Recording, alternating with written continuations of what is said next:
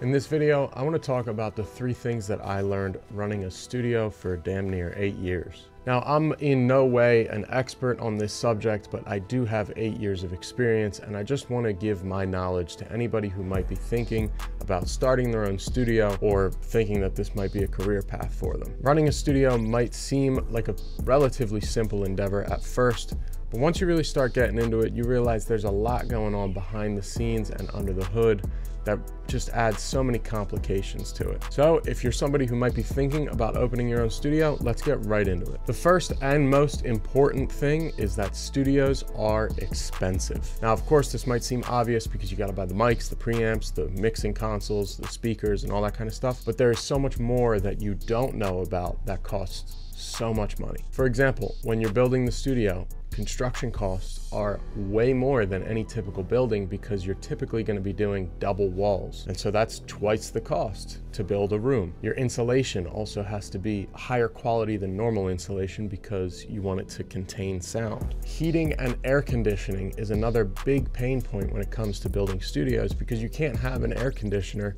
that's really loud, otherwise you're never going to get a good take. Those quiet HVAC systems cost so much money.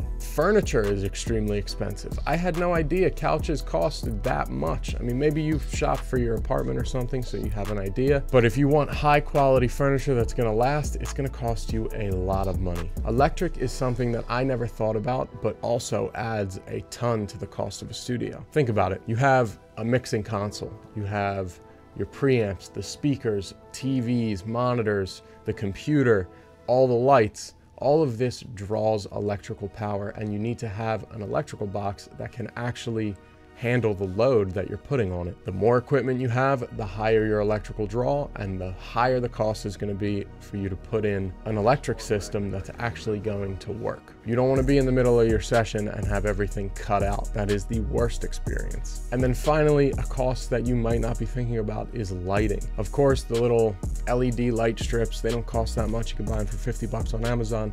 But if you want nice recessed lighting or nice fixtures or anything that's kind of internal in the building, you know, something that's going to be installed during construction, lighting costs so much, and it's kind of ridiculous. You know, I always thought it was just those little $3 light bulbs, but there is so much to lighting that you don't think about on a day-to-day basis. And once you start actually planning out the build for a studio, you realize how much it adds up. The second most important thing that I learned is that the experience is what people remember the most. You don't need the fanciest gear in the world. You just need to provide a good experience. So what does that look like? Well, for example, you could have a lobby for the artist to sit in, and it has refreshments and drinks and food and snacks and whatever.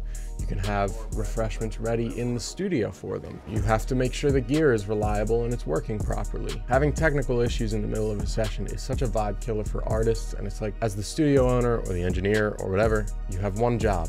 And if you can't even do it right for their one session, they're really never gonna forgive you for that. Think about a restaurant. Some of the fanciest restaurants in the world have kind of mid food that you can cook at home for half the cost, but people go to it because of the experience the restaurant provides. Maybe it's the vibe of the room, maybe it's the professional waitstaff, or maybe it's something else.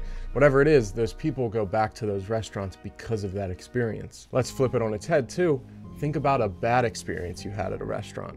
It's pretty easy to think about that. Maybe you saw a bug. Maybe the waitstaff was rude. Maybe your food didn't come out in time. Whatever it is, you could have received the greatest plate in the world, but because of that experience that you got, it's always going to leave a bad taste in your mouth. The same principle can be applied to the studio experience. And then finally, marketing is key if you want to run a successful studio. You can have all the fancy gear in the world, but if nobody knows you exist, you're never going to get clients. Marketing can come in a lot of different forms, whether it's ads online or genuine online content, or even word of mouth. Whatever it is though, you need to focus on what would bring out your strengths as a studio. Some studios position themselves as high-end and exclusive, and that usually comes with a much higher price tag when it comes to studio sessions. For this, you do kind of need a lot of high-end connections though. Other studios will position themselves as accessible and affordable, and for that you need to position yourself in front of the general public so that they're aware